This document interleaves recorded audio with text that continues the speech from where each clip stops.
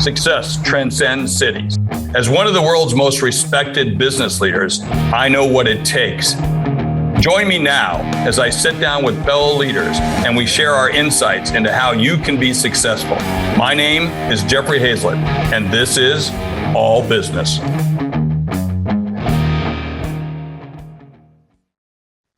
Hey, hold on tight, because today we've got a leader who doesn't just elevate the game, he redefines it. I'm thrilled to introduce you to Bob Pizzini, the powerhouse behind Elevate Your Leadership.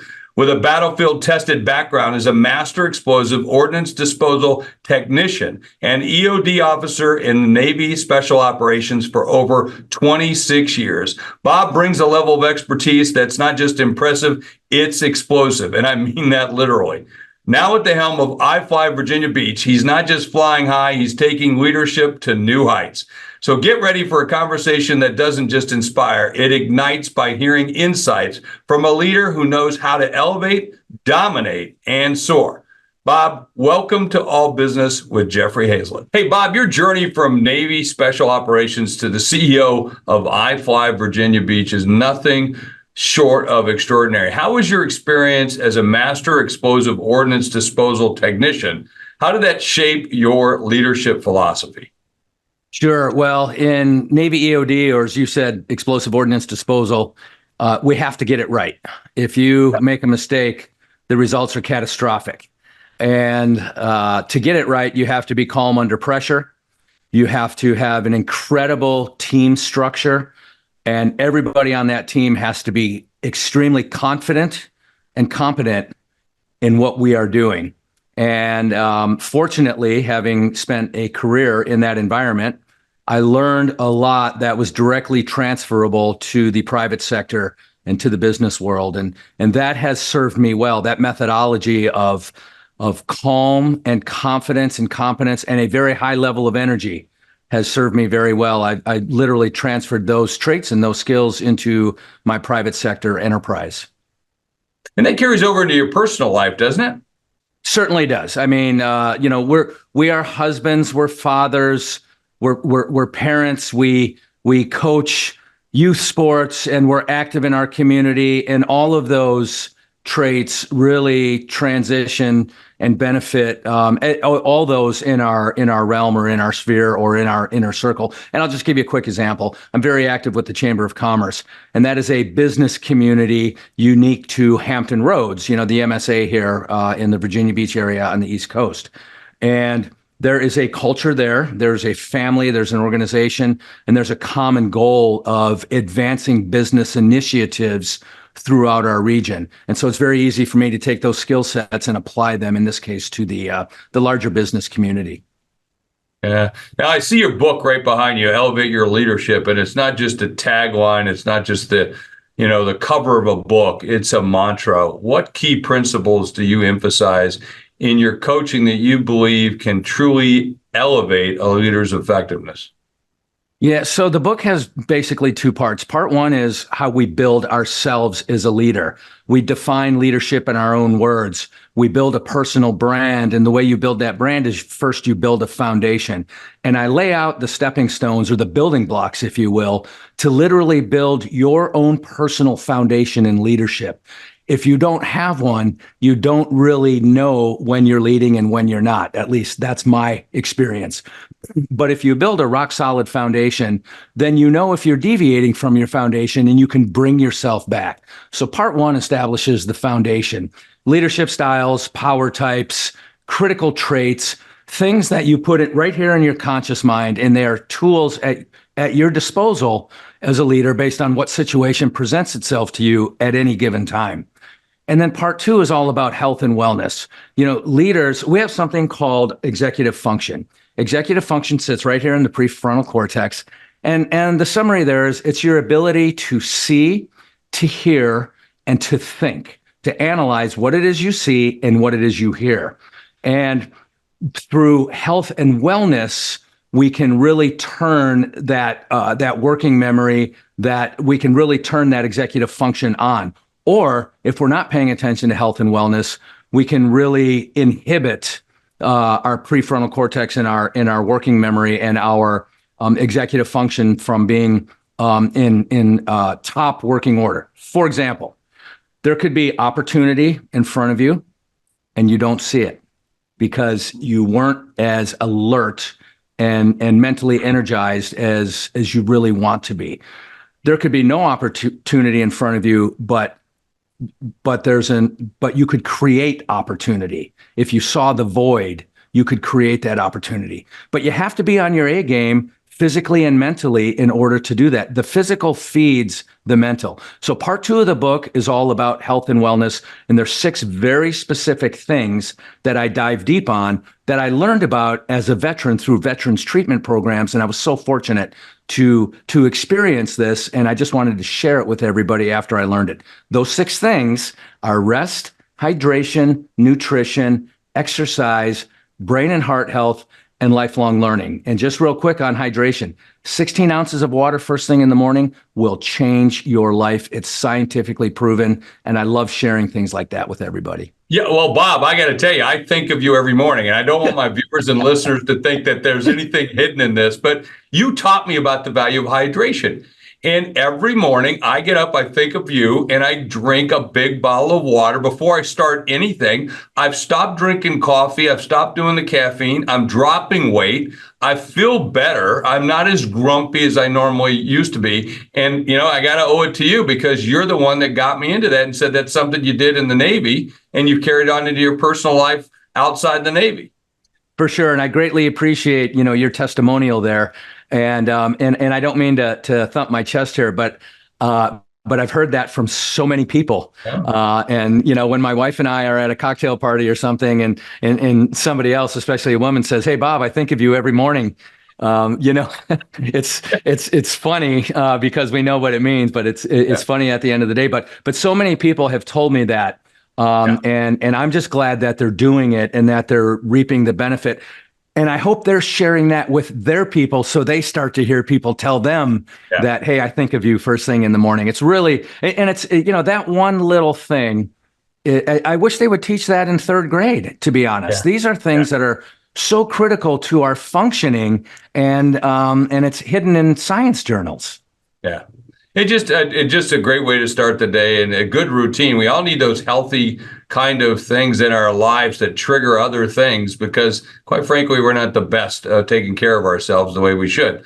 Now, you've had 26 years in Navy Special Operations and a lifetime of experiences. Can you share a specific mission or maybe moment that left a lasting mark on your leadership style?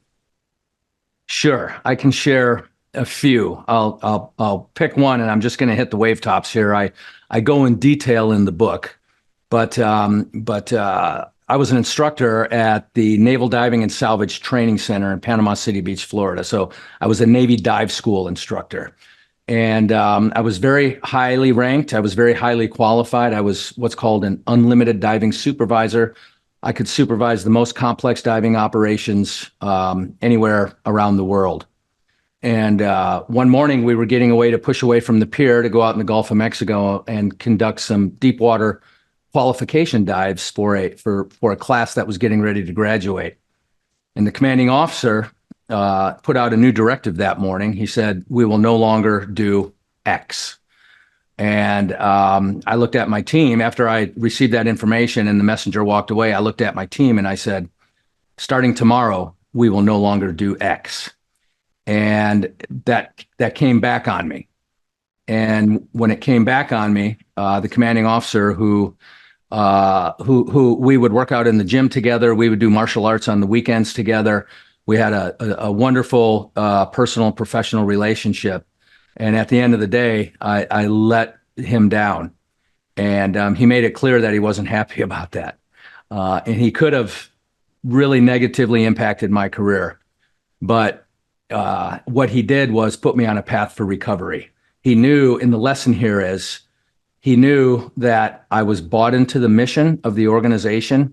And although I acted out of self-interest in that moment, that was not my track record. That's not who I was known to be.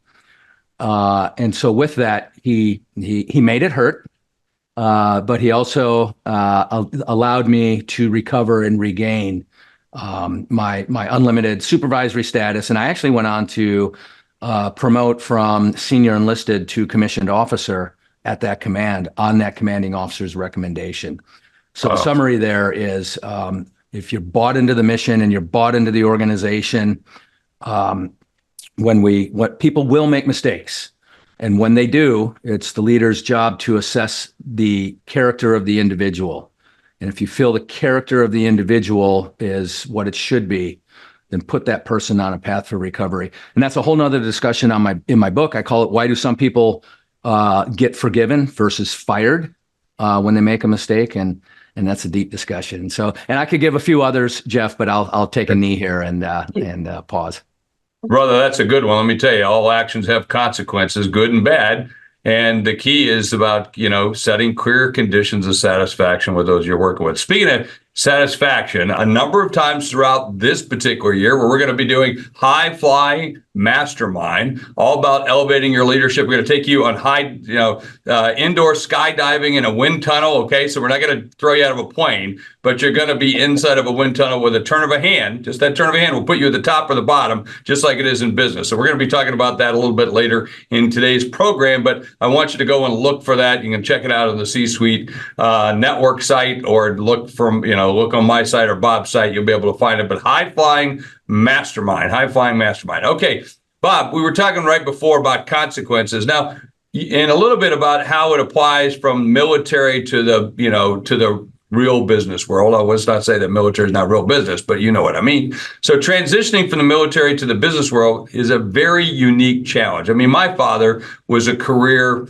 Air Force, and you and I always joke about that, Air Force, Navy, Army, anything but Army. I think we would both agree with that, right? The lavish life of the Air Force. Yeah, well, there we go. Yeah, my dad had it pretty good, but he was pretty tough too. He's one of those tough sergeants on the base, bomber wing. That's what he did. 48th OMS. I was very proud of that. So nice. How did you apply your military leadership skills to navigate the corporate landscape, especially being the CEO of iFly in Virginia Beach? Now, I know you train a lot of military people there. They're using the facility, but tell me about some of the skills that, kind of came forward. Sure. So I think first and foremost was what's called organizational architecture, to use a very expensive word, but to use a lesser expensive, more understandable word, it's org chart, it's organization, it's what does the organization look like. And so in the military, we have three levels of warfare, if you will. Tactical level, the guys on the ground pulling the trigger, this battle here, that battle there.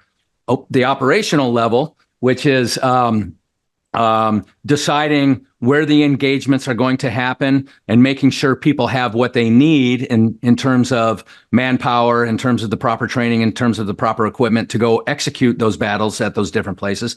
That's the operational level. Or tactical level are your customer-facing employees in the private sector. Operational level is your management, your vice president level. It's those people that enable the tactical level to proceed. Operational level, again, management level, we develop campaigns, a marketing campaign, for example. So we develop things that are executed by people at the tactical level. And then there's the strategic level or the executive level. So strategic level in the military is the president, secretary of defense, very high level decision makers deciding whether or not we're going to be prepared to win two wars on two different fronts in two different theaters, or if we're going to hedge against a particular country strategically using sea lanes of communication or air or whatever it is. Again, in the business world, it's the chief executive making decisions on the direction of the business. What are our primary objectives this year? And then the operational determines how you're going to achieve the objectives as established at the strategic level. I know that's wordy. I know that sounds complicated, but what's most important about that is that everybody in the organization understands those three levels of business, and they know where they fit in and how to communicate with the various levels. And so that's the organizational structure that I've brought to my business, and it works out very well. One other thing is man, train, equip. I mentioned that earlier. In the military, it's called Title 10, U.S. Code Title 10. What is the manpower requirement? what is the training requirement to achieve the mission, and what are the equipment requirements. It's a leader's job to provide proper manpower, proper training, and proper equipment. I do not believe in we're going to do more with less. I don't like putting those restraints on my teammates. I'm going to get them what they need. If I require them to do the job, I'm going to get them what they need to do the job. Yeah, I think that's a key distinction. It's always about the team and the people, right? You got to have that, even when I've stepped into other jobs, it's not that I replace everybody, because I've never done that, right? I've always used the team that's there. It's about getting them the right tools, the right kinds of training, the right kind of motivation, and, and head them in the right direction. I love this swimming lanes that you were just talking about. You didn't use that term, or lines of fire, lines of direction, where you stick. Don't go over this, stay with this, stay inside of that. I think that's important for a lot of businesses to do, and we don't do enough of that. And sometimes we do too much of it, meaning we make it too restrictive.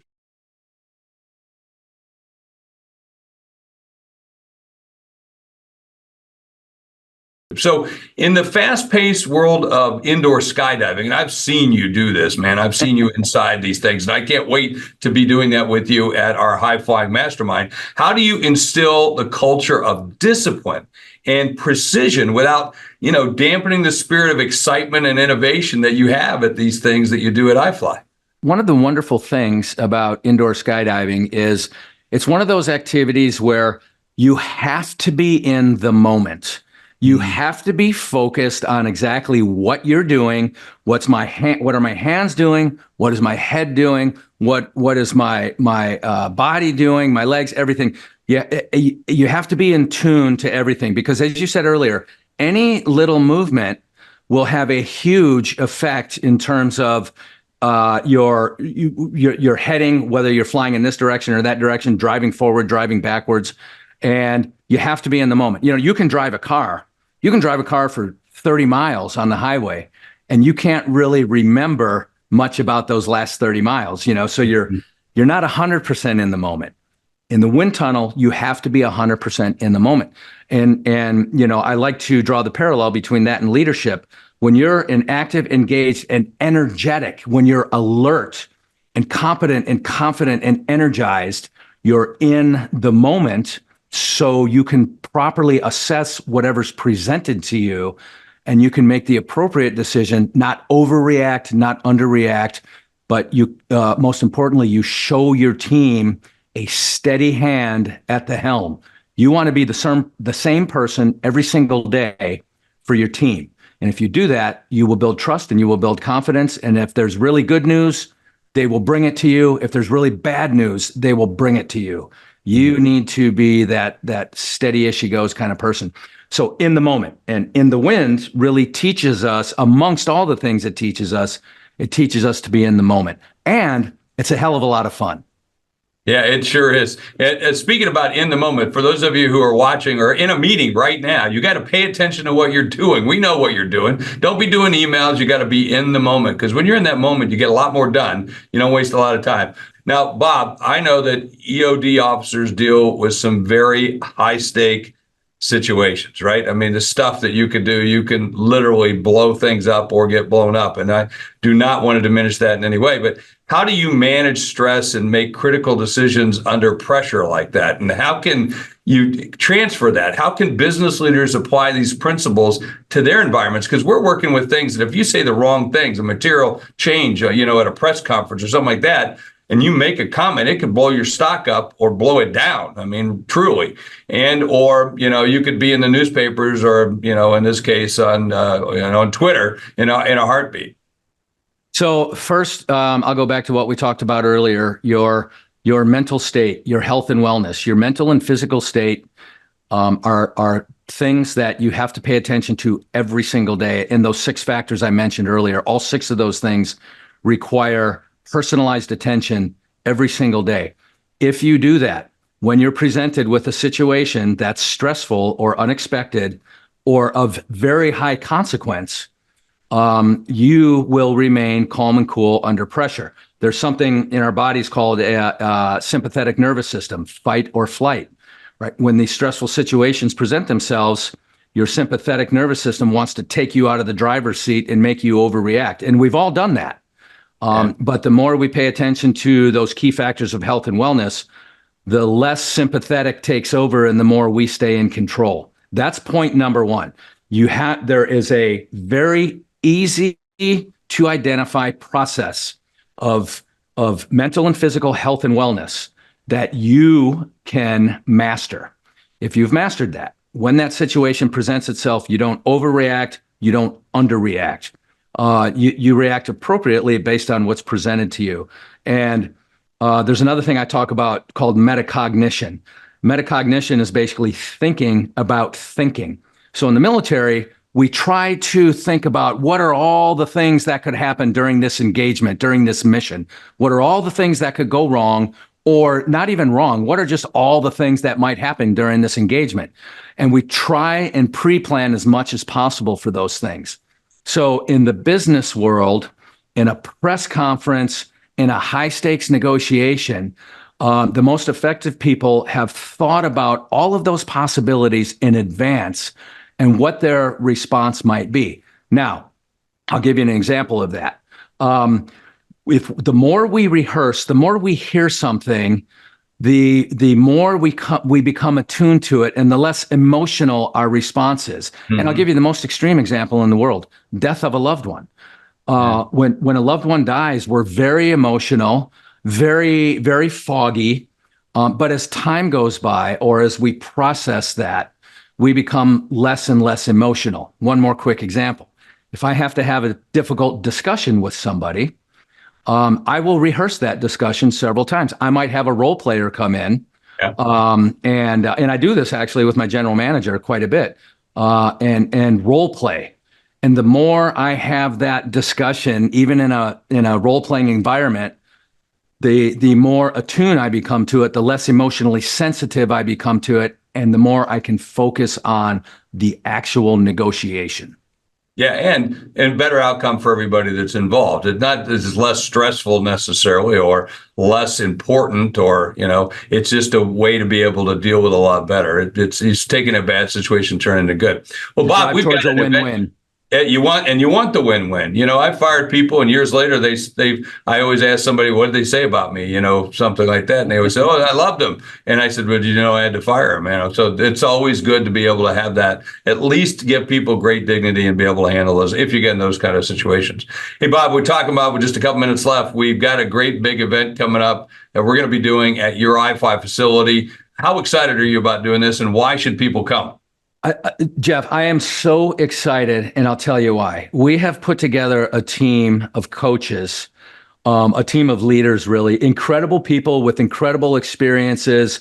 A couple of them are mutual friends of ours, and a couple of them you're going to meet for the first time when we have this event from 6 to 9 March, just a few months away.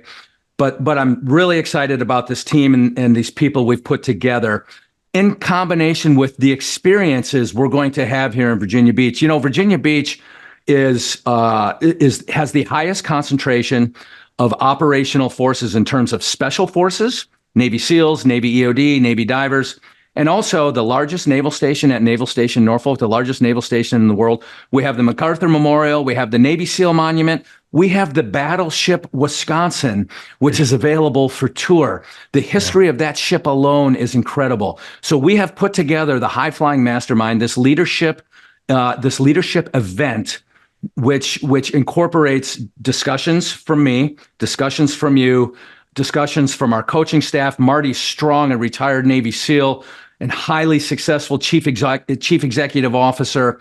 We have Jimmy Hinsky, retired Navy SEAL. Jimmy has served this nation at the highest level possible. He would never share this with you. He would never brag about it. But Jimmy has done missions at the direct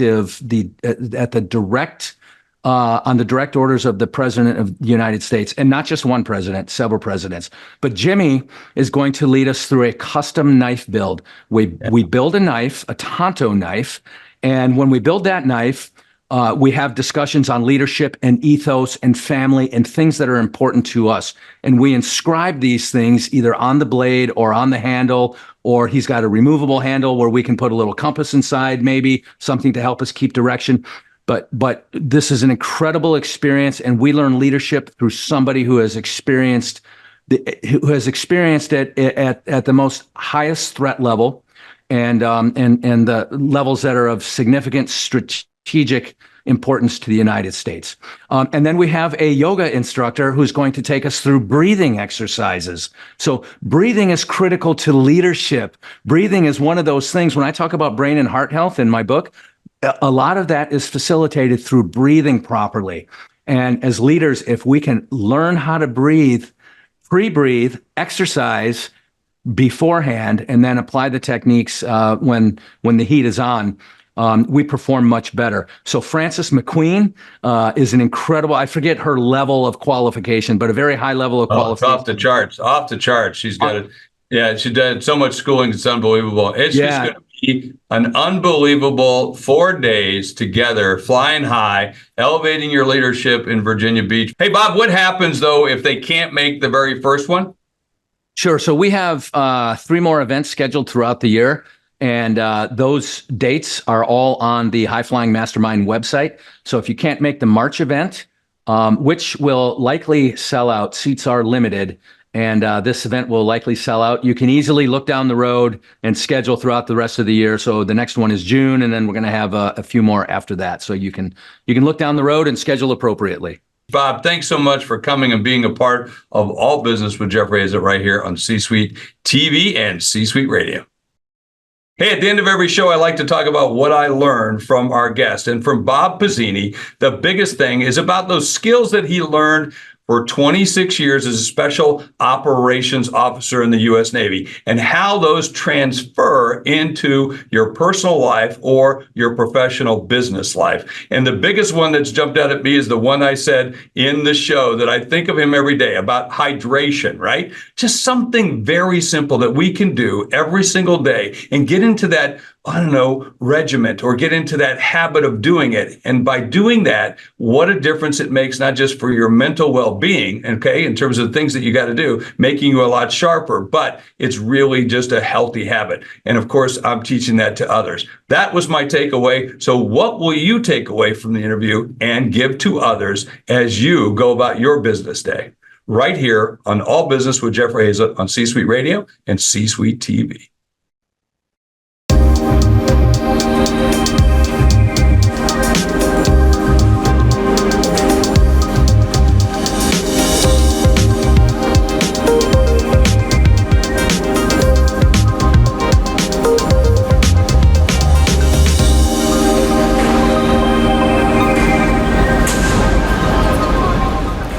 Welcome to Bestseller TV. I'm Taryn Winter-Brill. We're here with Nina Sunday. She is the author of Workplace Wisdom for 9 to Thrive, Proven Tactics and Hacks to Get Ahead in Today's Workplace. Great to have you with us. Oh, it's a real pleasure to be here, Taryn. All the way from Australia. Oh, yeah. Terrific. We love that. Right off the bat, I do want to commend you on the title. I love puns. For 9 to Thrive, a play on 9 to 5. Yeah, absolutely. A little bit of fun there. Yeah. Do people pick up on that? Do they understand that? Oh, certainly. And the thing is, whenever I'm doing presenting or in the workplace, I like to have fun. Sure. So, I want it to be accessible and something that people enjoy. Was this about you in the workplace and realizing, wow, there are really things we can improve upon here, and I want to share my wisdom with the world? Absolutely, because I'm a workplace presenter and workshop leader.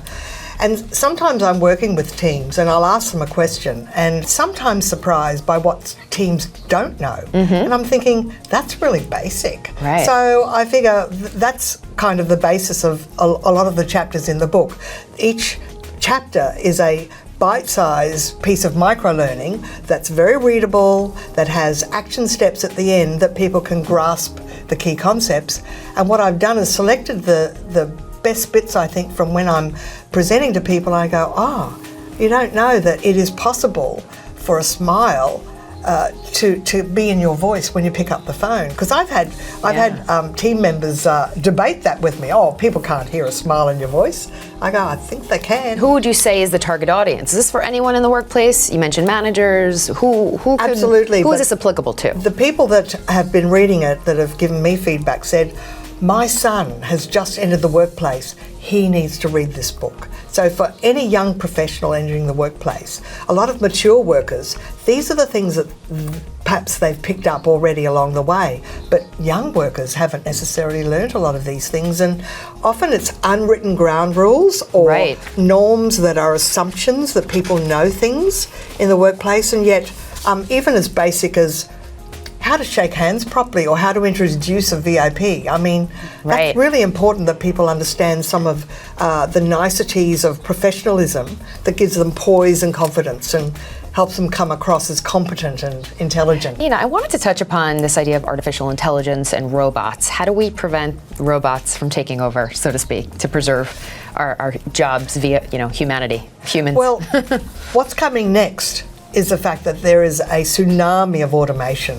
It's already here with robotic arms helping surgeons to do surgery, and 80% of auto manufacturing is now done by robotic. That's true. Yeah, but there's both an opportunity and a danger and a pitfall. The opportunity is new jobs are going to be created, but just as many jobs will be lost. Right. So it's really important to improve your human skills, your ability to collaborate, create interpersonal relationships, demonstrate empathy, and that's definitely a theme throughout the book. Is if you can up your human skills, you will be the last to lose your job. So you're future-proofing your employability. True, future-proof your employability, but up those skills that robots can't. That's right. That's right. What the nugget is, which really is so important. I think we all know that, but seeing it, hearing it, absorbing it.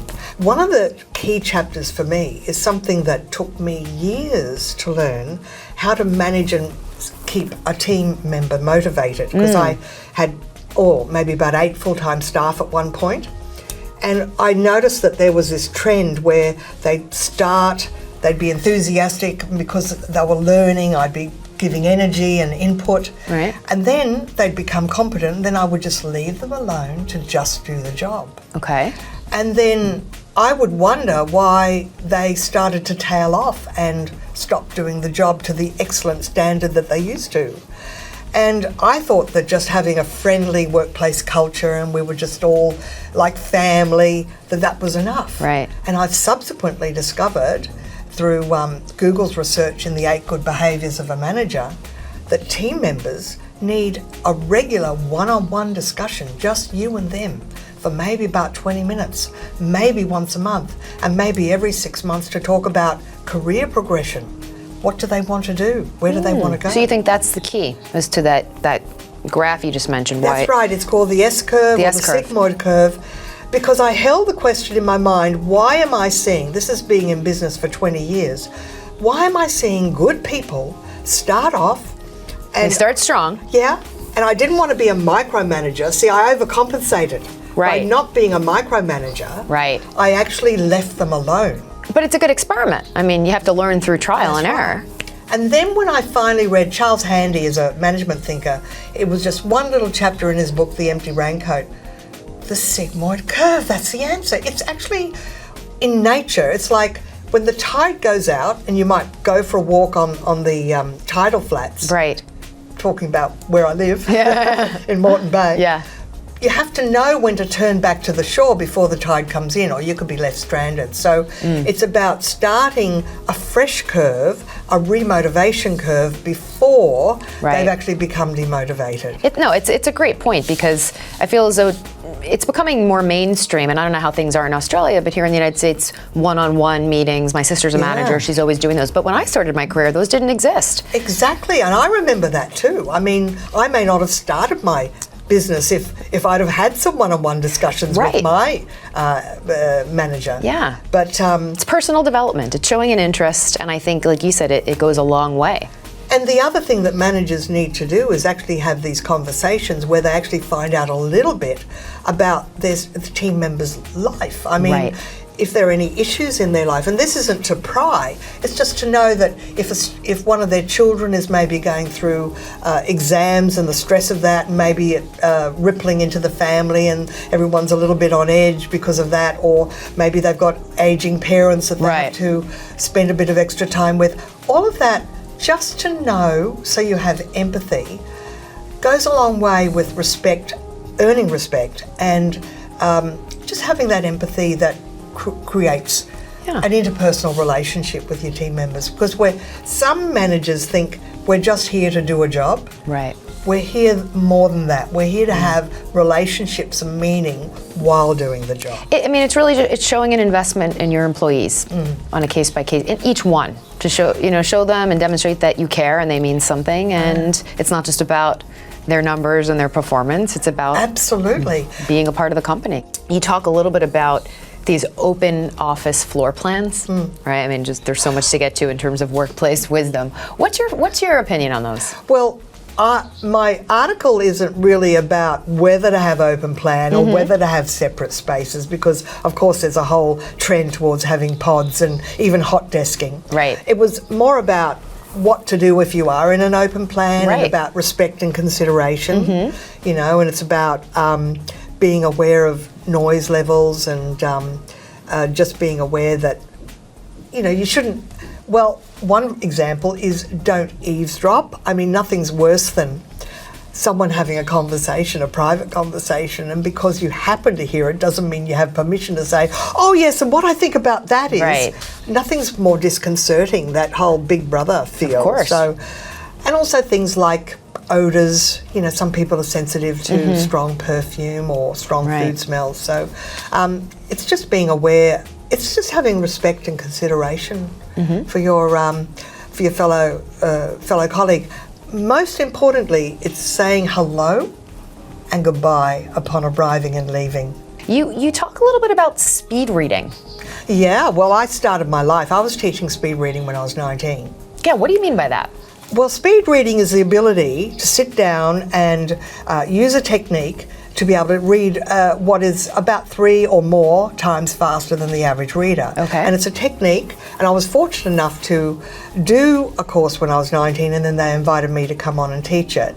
And so that skill has lasted me a lifetime, because one of the things I discover is that if I have a question in my head, like what is the sigmoid curve, I can actually read 3 books, 5 books on the topic that would take somebody else, the amount of time to read 1 book. So I feel that I can get a very wide perspective of a topic when I'm researching it. So you'll notice that there's pages and pages of references. I like to reference everything I write, and not just write pop psychology. I really based on data and evidence-based information. But in terms of speed reading, is that a workplace habit that you'd recommend? Is that something that we should? Well, here's the thing. I've seen a trend away from it, because we now, rather than read, we more reference. It's sideways reading. It's like you're reading something on your phone or your iPad or your computer, and then you see a link and then you click sideways, see another link, click sideways. But I do ask the question, have we lost our deep reading brain?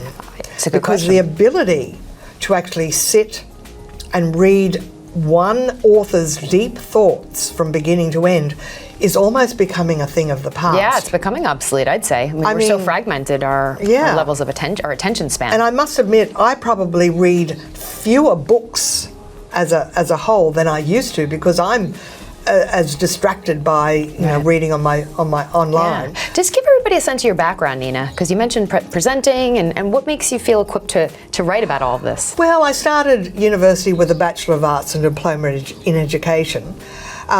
Went on, I did a year of school teaching business, English and history, which means that I've made the study of language and wordsmithing one of my specialties, the language of influence. So there's quite a few chapters there in, words to avoid, when giving feedback.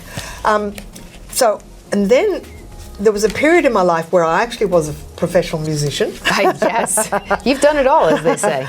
Well, I was really entranced by the performing arts, so much so that I decided to spend 3 years at film school, and that's behind the scenes in production management.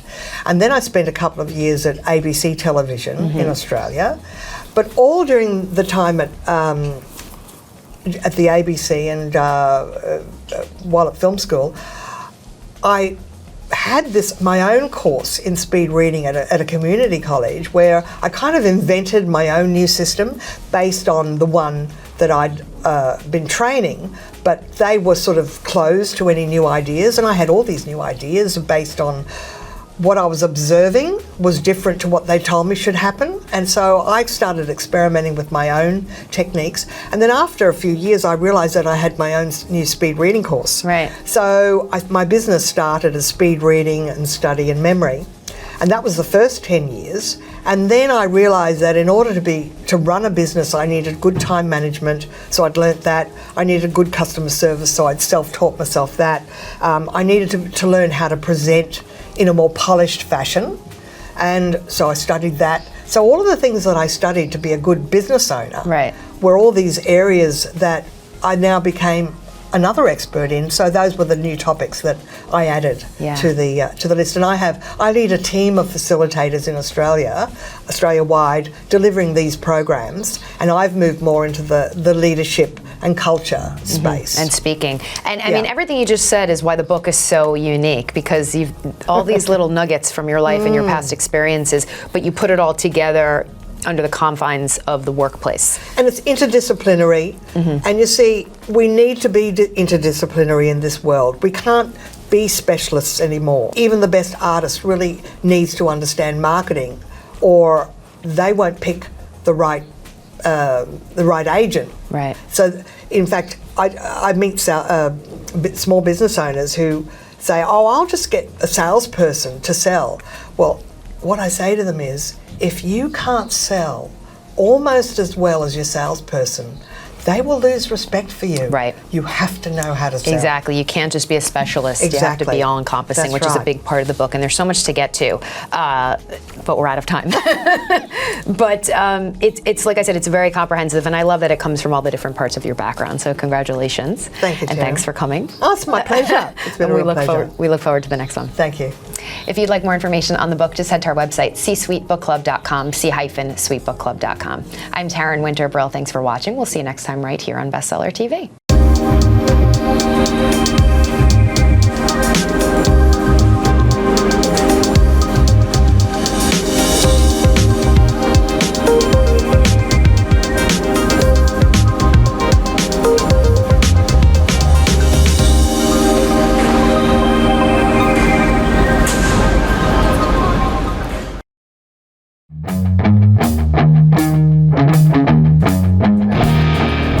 Welcome to C-Suite TV Insights. I'm Greg Greenberg.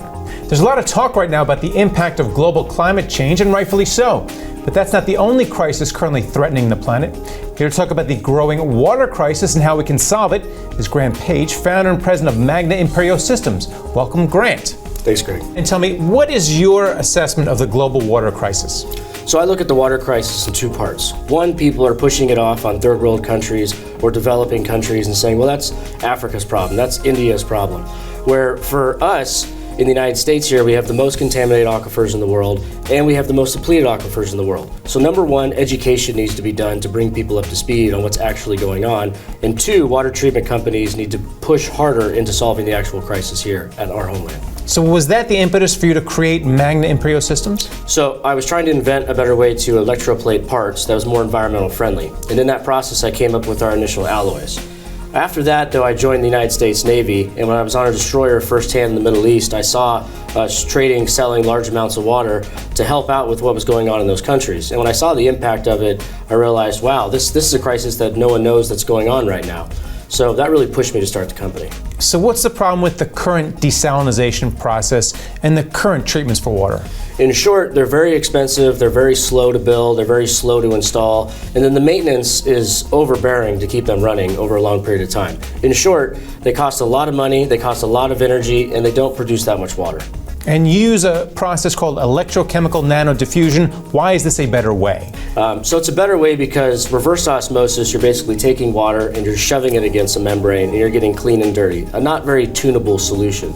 For electrodialysis reversal, you're taking two pieces of metal, non-participating electrodes, and ripping everything out of the water with electricity. High electricity to create pressure in RO. How we do it is use electrochemistry, and we pinpoint the ions. So we don't take everything out of the water unless we want to. We only take the things out of the water that you need, which turns out to be a 70 to 80% less energy usage than those other two, and we produce 10% more water. Is this a specialty niche, or can you use END anywhere? So what we focus on in order to provide water to all markets is we started in the food and beverage industry and the oil and gas industry to cover both ends of the spectrum. So brackish water, if we put it in TDS terms, total dissolved solids in parts per million, is about 15,000, where the oil and gas is up to 200,000 parts per million. Seawater is about 36,000. So we attacked the markets from both ends to prove that we could do the whole spectrum. So this is not just at concept stage, this is in practice currently as we speak, right? Yes, sir. We have over 30 paying customers. We're in 18 states and 3 countries. So how large a project can you handle? Can you use END for massive projects or just for targeted ones? So we focus on the largest volume projects that we can get, because the more water that we can produce, the more scalable systems I can send out, the better impact it's going to have for the customer. So I don't go anything smaller than about 25,000 gallons per day, and we're shooting for up to about 100 million, if not 200 million gallons per day. And you're also working in the food and beverage industry. You have a deal with a brewery in Texas and a winery in California. Can you talk about these aspects of your business? Yes, sir. So the brewery in Houston is one of the top 50 U.S. breweries. And with them, we gave them a 14-month return on investment, which the market standard is about 5 years, so much ahead of the schedule. And then in California, that customer is actually supplying 30 of the top 50 U.S. wineries. And we also help them meet Title 22, which is a spec that reduces their waste. And then finally, you're not just doing domestic deals, you're growing internationally as well, correct? Correct. So number one, here nationally, we scaled up our operations by about 5x. As of February 21st, I'm able to produce 90,000 gallons per day worth of capacity of equipment per day. We opened up an office in Mexico City and a new company there as well that's going to be building a 20 million gallon per day desalination plant. And we opened up an office in Duqm, Oman, a company there as well that is focusing on large, like 500,000 barrel per day operations of produced water from the oil and gas industry. That's very exciting. Thanks a lot for coming on and talking about it. Thanks, Greg. And thank you for watching C-Suite TV Insights. I'm Greg Greenberg.